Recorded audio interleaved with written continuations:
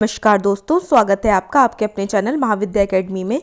हम मध्यकालीन भारत का इतिहास पढ़ रहे हैं ल्यूसेंट जीके यानी कि ल्यूसेंट सामान्य ज्ञान वाली किताब से। लास्ट टॉपिक जो हमने कंप्लीट किया था वो था आपका मुगल साम्राज्य।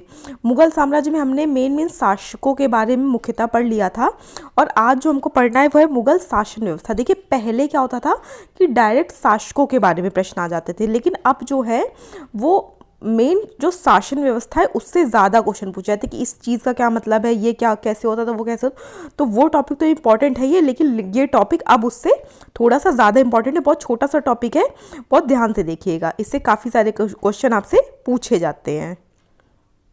देखिए, मंत्री परिषद को विजारत कहा जाता था। देखिए, आपके क्वेश्चन कैसे पूछे जाते हैं, आपको एक ये टर्म दे दिया जाएगा और आपसे पूछ लिया जाएगा कि मुगल शासन व्यवस्था में इस चीज़ का क्या मतलब था। तो विजारत का क्या मतलब था? मंत्री परिषद। आगे देखिए, बाबर के शासनकाल में वजीर पद काफ़ी महत्वपूर्ण था। सम्राट के बाद शासन के कार्यों को संचालित करने वाला सबसे महत्वपूर्ण अधिकारी वकील था, जिसके कर्तव्यों को अकबर ने दीवान, मीर बख्शी, सद्र, उस सद्र व मीर समन में विभाजित कर दिया था। ये सारे टर्म आपसे पूछे जा सकते हैं। औरंगजेब के समय में असद खान ने सर्वाधिक 31 वर्षों तक दीवान के पद पर कार्य किया था। किसने? असद खान ने। किसके समय में? औरंगजेब के समय में। कितने वर्षों तक? 31 वर्षों तक। मीर बख्श द्वारा सरखत नाम के पत्र पर हस्ताक्षर के बाद ही सेना को हर महीने वेतन मिल पाता था। ये सब किसकी बात हो रही है? मुगलों के शासन की बात हो रही है ये सब। जब कभी सद्र न्याय विभाग के प्रमुख का कार्य करता था तब उसे काजी कहा जाता था। लगानहीन भूमि यानी कि मदद ए माश का निरीक्षण सद्र करता था। कौन? सद्र। सम्राट के घरेलू विभागों का प्रधान मीर समा कहलाता था। सूचना व गुप्तचर विभाग का प्रधान दरोगा एक डाक चौकी कहलाता था। दरोगा एक डाक चौकी कौन था? सूचना व गुप्तचर विभाग का प्रधान।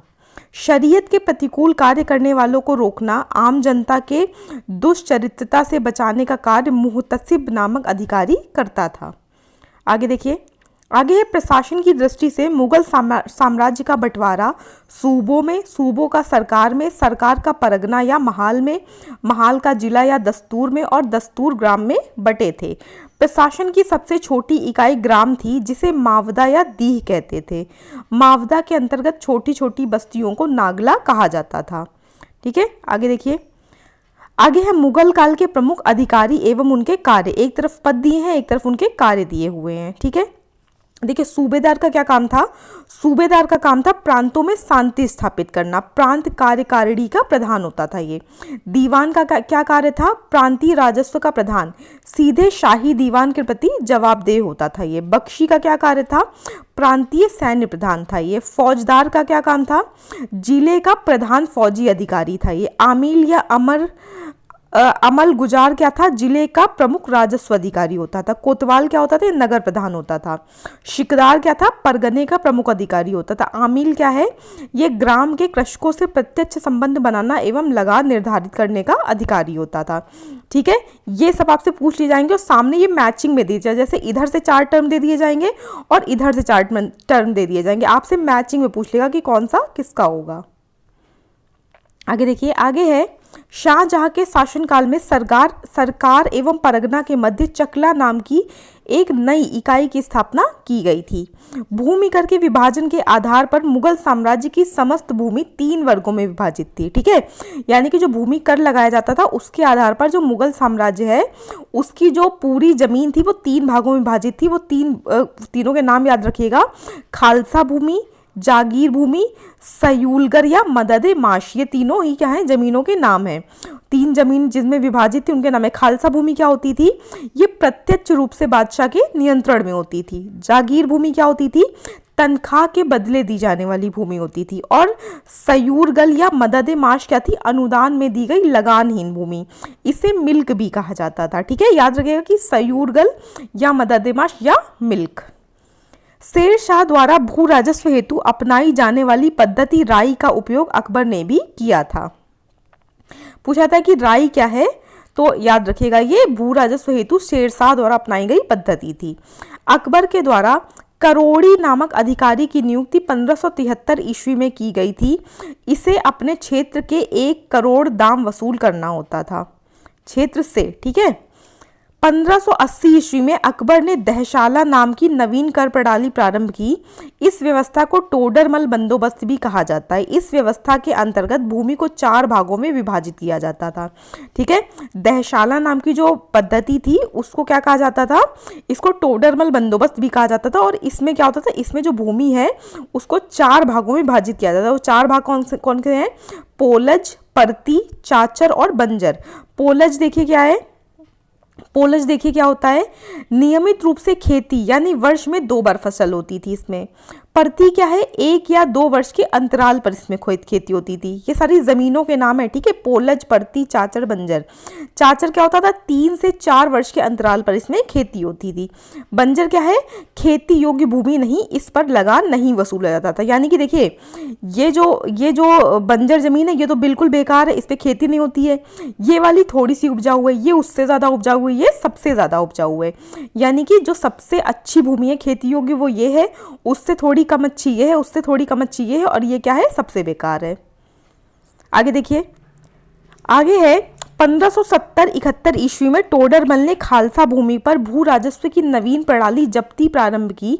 इसमें कर निर्धारण की 2 श्रेणियां थी, एक को तखशीश तथा दूसरे को तहसील कहते थे। औरंगजेब ने अपने शासनकाल में नस्क प्रणाली को अपनाया और भू राजस्व की राशि को उपज का आधा कर दिया। फिर देखिए क्या है, फिर है मुगल काल में कृषक 3 वर्गों में विभाजित थे। ठीक है, ये सब क्वेश्चन पूछे जाते हैं, बहुत इंपॉर्टेंट है इसलिए याद रखिएगा। पूछ जाता है कि मुगल काल में कृषकों के 3 वर्ग कौन कौन से हैं, तो वो याद रखिएगा। एक थे खुद काश्त, एक है पाही काश्त और एक है मुजारियन। ठीक है, एक है खुद काश्त, पाही काश्त और मुजारियन। खुद काश्त देखिए क्या है, खुद काश्त हैं ये किसान उसी गांव की भूमि पर खेती करते थे जहां के वे निवासी थे। ठीक है, पाही काश्त क्या है, ये दूसरे गांव जाकर कृषि कार्य करते थे। और मुजारियन कौन से हैं, खुदकाश्त कृषकों से भूमि किराए पर लेकर कृषि कार्य ये करते थे, ये वो थे। ठीक है, मुगल काल में नील उत्पादन के प्रसिद्ध केंद्र आगरा, भरतपुर के बयाना व गुजरात के सरखेज थे। सबसे उत्तम प्रकार का नील बयाना क्षेत्र एवं सरखेज में पैदा होता था। आगे देखिए, आगे है अफीम मुख्यतः मालवा एवं बिहार में होता था।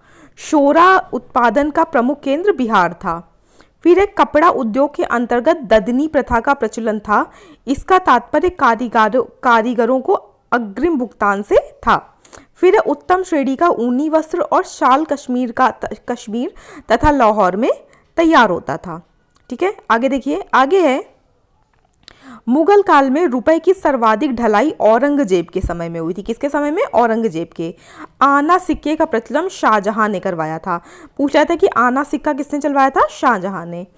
जहांगीर ने अपने समय में सिक्कों पर अपनी आकृति बनवाई, साथ ही उस पर अपना एवं नूरजहां का नाम अंकित करवाया। फिर देखिए आगे है मुगल कालीन लगान वसूल करने की व्यवस्था, यानी कि मुगल दरबार में जो लगान वसूल करने के लिए जो जो तरीके अपनाए जाते थे वो। एक है गल्ला बख्शी, एक है नसक, एक है जब्ती। ठीक है, गल्ला बख्शी देखिए क्या है, गल्ला बख्शी इसमें फसल का कुछ भाग सरकार द्वारा ले लिया जाता था। ठीक है, ये लगान वसूल करने के तरीके हैं। एक जो नसक है आपका, नसक में देखिए क्या है, इसमें खड़ी फसल के आधार पर लगान का अनुमान लगाकर फसल कटने पर उसे ले लिया जाता था। यह व्यवस्था बंगाल में थी। कहाँ पर, बंगाल में।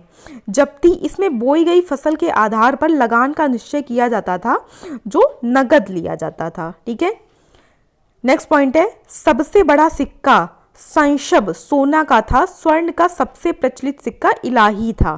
ठीक है, इलाही का आपने कई बार नाम सुना भी होगा। जो इलाही है वो क्या था, सोने का यानी कि स्वर्ण का सबसे प्रचलित सिक्का था ये।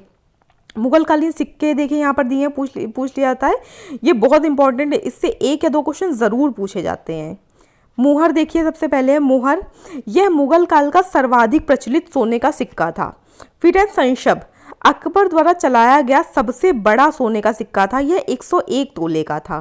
ठीक है, तो पूछ लिया जाए कि सबसे बड़ा सोने का सिक्का कौन सा था, तो यह था संशब, अकबर द्वारा चलाया गया। इलाही, यह सोने का गोल आकार का सिक्का था। रहस्य, यह गोल एवं चौकोर दोनों तरह का सोने का सिक्का था। यह 5.5 तोले का था। अतमाह, 25 तोले के सोने का ये सिक्का था। बिनसात ये 20 तोले के सोने का सिक्का था। फिर है रुपया, ये चांदी का सिक्का था। और जलाली भी क्या था आपका, चांदी का सिक्का था। आगे देखिए, आगे है दरब, चरण, चंदन, दह, कल, सुकी, ये सभी क्या थे, ये सभी चांदी के सिक्के थे। देखिए क्वेश्चन कैसे बनेगा, इसमें ये सारे नाम दे दिए जाएंगे, ठीक है, सारे चांदी के सिक्कों के, और बीच में आपसे इलाही दे दिया जाएगा, या आपसे क्या दे दिया जाएगा, सबसे ऊपर मुहर दे दिया जाएगा। तो पूछा जाएगा इसमें से कौन सा चांदी का सिक्का नहीं है, ठीक है। तो ये नाम याद रखें, क्योंकि अब ये पूछ लेता है कि इनमें से कौन सा नहीं है। फिर देखिए, मुगल कालीन अर्थव्यवस्था का आधार चांदी का रुपया था, ठीक है। दस्तक व्यापार परिमिट था। दस्तक क्या होता था, दस्तक होता था व्यापार का परिमिट। आगे देखिए, आगे दैनिक लेन देन के लिए तांबे के दाम का प्रयोग होता था। 1 रुपए में 40 दाम होते थे, ठीक है। नेक्स्ट पॉइंट देखिए, मुगल सेना 4 भागों में विभाजित थी, यानी कि जो मुगल सेना है उसके 4 सेक्शन थे। एक थी आपकी पैदल सेना, एक है घुड़सवार सेना, एक है तोपखाना और एक है हाथी सेना, ठीक है। यानी कि थोड़ी सेना पैदल सेना थी, थोड़ी घुड़सवार सेना थी, थोड़ी आधा तोपखाना था, कुछ हाथी सेना थी। मुगल कालीन सैन्य व्यवस्था पूर्णतया मनसबदारी प्रथा पर आधारित थी। इसे अकबर ने प्रारंभ किया था। मनसबदारी प्रथा किसने शुरुआत की थी, किसने प्रारंभ की थी, अकबर ने। 10 से 500 तक मनसब प्राप्त करने वाले मनसबदार होते थे, ठीक है। 500 से 2500 तक मनसब प्राप्त करने वाले उमरा होते थे। और 2500 से देखिए फिर से देख लीजिए इस पॉइंट को, 10 से 500 तक मनसब प्राप्त करने वाले क्या होते थे, मनसबदार होते थे। 500 से 2500 तक मनसब प्राप्त करने वाले उमरा होते थे, एवं 2500 से ऊपर तक मनसब प्राप्त करने वाले अमीर आजम होते थे, ठीक है। इन तीनों का फर्क याद रखिएगा। फिर है जात से व्यक्ति के वेतन एवं प्रतिष्ठा का ज्ञान होता था। सवार पद से घुड़सवार दस्तों की संख्या का ज्ञान होता था। नोट देख लीजिए, अकबर के शासनकाल में 29 ऐसे मनसबदार थे जो 5000 जात की पदवी के थे। औरंगजेब के शासनकाल तक ऐसे मनसबदारों की संख्या 79 थी। नेक्स्ट देखिए, जहांगीर ने सवार पद में 2 अस्पा एवं सिंह अस्पा की व्यवस्था की। सर्वप्रथम यह पद महावत खां को दिया गया था। किसको दिया गया था, महावत खां को। फिर देखिए, फिर मनसबदारों के अलावा खुद मुगल शहंशाह भी फुटकर घुड़सवार रखते थे, जिन्हें अहदी कहा जाता था। अहदी क्या है, फुटकर घुड़सवार जो मुगल शहंशाह रखते थे। अहदियों को भद्र घुड़सवार कहा गया है और उनके वेतन दूसरे घुड़सवारों से काफ़ी ज़्यादा होते थे। ये बहुत ही विश्वस्त सैन्य दल के सदस्य होते थे। उनकी भर्ती स्वयं शहंशाह किया करते थे और उनकी हाजिरी लेने के लिए अलग अधिकारी होते थे। अहदी 5-5 घोड़े भी रखते थे, लेकिन कुछ ऐसे अहदी भी थे जिनमें से 2 एक ही घोड़े में हिस्सेदारी करते थे। आगे देखिए, आगे है अहदियों के कर्तव्य बहुमुखी होते थे। शाही कार्यालय के अधिकतर मुंशी, दरबार के चित्रकार और शाही कारखानों के फोरमैन इसी दल से चुने जाते थे, ठीक है। तो यहाँ से आपका जो मुगल शासन व्यवस्था है वो कंप्लीट होता है। मुगल वाला जो आपका पूरा टॉपिक है वो यहाँ से कंप्लीट हो गया है, ठीक है। जो आपका मध्यकालीन भारत का लास्ट टॉपिक बचा है वो है मराठों का उत्कर्ष। ये आपका हम नेक्स्ट वीडियो में देखेंगे, और इसी वीडियो के साथ यानी कि मराठों का उत्कर्ष वाले आपके टॉपिक के साथ आपका मध्यकालीन भारत का इतिहास खत्म हो जाएगा, और फिर हम कोई नया सब्जेक्ट आपका ल्यूसेंट की जीके वाली बुक से देखेंगे, ठीक है। धीरे धीरे हम आपकी ये वाली बुक कंप्लीट हो जाएगी। देखिए, जहाँ कहीं भी आपसे जीएस पूछी जाती है वनडे एग्जाम से, वहाँ के लिए ल्यूसेंट बुक की क्या इंपॉर्टेंस है ये आप सभी को पता होगा। और ये बुक ऐसी, इसमें इतने ज़्यादा फैक्ट्स हैं कि आप एक बार देखकर इसको अच्छे से याद नहीं कर सकते, समझ नहीं सकते हैं। तो वीडियो को 1 से 2 बार ज़रूर देखिएगा, और इसका रिवीजन आप जितना ज़्यादा कर लेंगे आपके लिए उतना अच्छा होगा। वीडियो अच्छा लगा हो तो प्लीज़ लाइक, शेयर और सब्सक्राइब करना मत भूलिएगा। Thank you.